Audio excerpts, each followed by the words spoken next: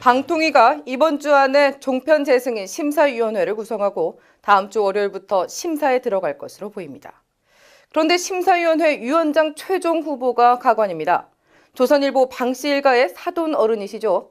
수원대 유세준 교수가 이에 포함되어 있어 무리를 빚고 있습니다. 종편을 심사하면서 사돈을 위원장에 앉히겠다는 것이냐며 썩어도 너무 썩었다는 얘기가 나오고 있습니다. 정권 홍보방송이란 오명을 받고 있는 KBS. 국민적 반대에도 수신료 2배 인상을 강행해 국민적 분노를 자아내고 있는데요. 국회에 인상안을 제출해준 방통위는 광고를 줄이기 위해 수신료 인상이 불가피하다라며 밀어붙이고 있지만 실은 반대로 종편을 먹여 살리기 위한 꼼수라는 여론이 비등합니다.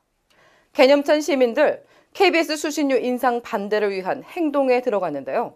국회 통과를 막기 위한 1인 시위 현장에 저희 고발뉴스가 다녀왔습니다. 솔직히 말하면 사람들이, 제 지인도 그런데 TV 보는 게 조금 시간이 아깝대요, 지금은. 왜냐하면 공정하지가 않고 한쪽으로 치우치니까 TV 보는 게 아깝고 편파적인 것도 있고 일단은 신뢰가 가장 떨어진 것 같아요. 뭐 공영방송에 취지를 걸고 있지만 말 그대로 지금은 6년째 공영방송에 그게 안 되고 있으니까 말만 공영방송이지 실제로 행하지가 않고 있으니까 그게 가장 큰 문제인 것 같습니다.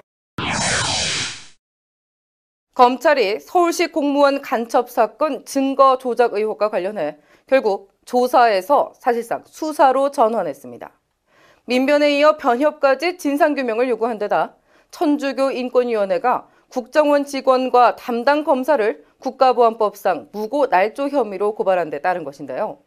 그러나 검찰은 조사 방법이나 조사팀을 보면 수사가 분명한데도 다만 진상조사일 뿐이라며 선을 긋고 있습니다.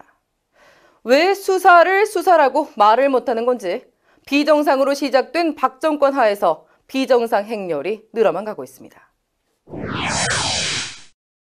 박근혜 정부, 여성의 시간제 일자리 확대를 여성노동 정책으로 제시하고 있습니다.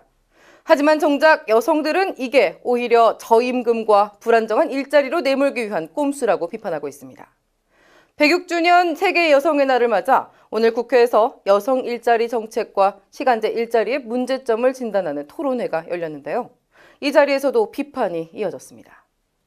진정으로 선택적 시간제가 가능할지는 홈플러스의 지난 14년 역사에서 여실히 드러났다고 생각됩니다.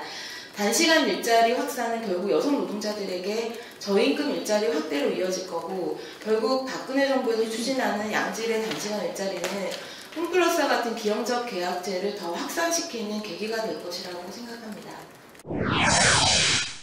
꽃다운 20살 새내기들의 목숨을 무더기로 앗아간 경주 리조트 참사. 진실규명을 위한 수사가 자칫 용두사미로 끝날 수 있다는 우려가 나오고 있죠.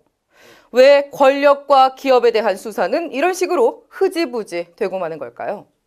또 지난 여름이죠. 태안해병대 캠프에서 사망한 5명의 어린 학생들 사건.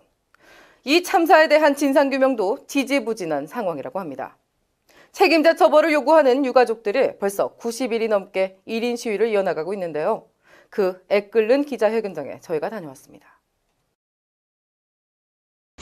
학교 행사에 참여해서 보낸 이 사건을 어떻게 아이들이 잘못으로 인해 죽은 것 마냥 왜곡하고